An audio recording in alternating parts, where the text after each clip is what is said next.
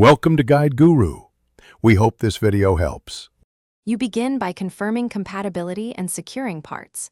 Pick a certified Kai pad rated for automotive use, a buck converter to provide stable 5V/9V/12V as required, and wiring supplies.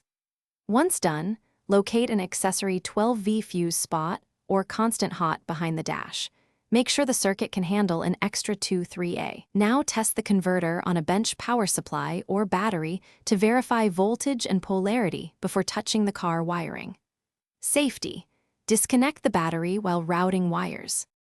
Next, mount the wireless pad in the chosen location, console recess or dash, ensuring good contact and clearance for phone placement. Route power and ground wires cleanly through existing grommets to the fuse box. Use a fuse tap on the accessory circuit so the pad turns off with the ignition. Make connections with crimp or solder joints and heat shrink. Install an inline fuse sized to the pad and converter.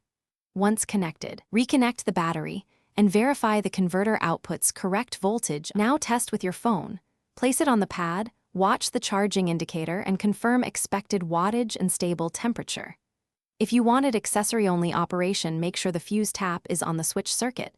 Reset if needed. Secure the pad and hide wires with trim panels, then run a drive test to ensure no interference or vibration.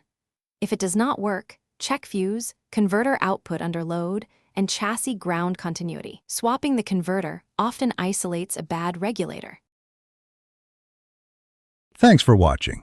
Consider subscribing if we helped you today.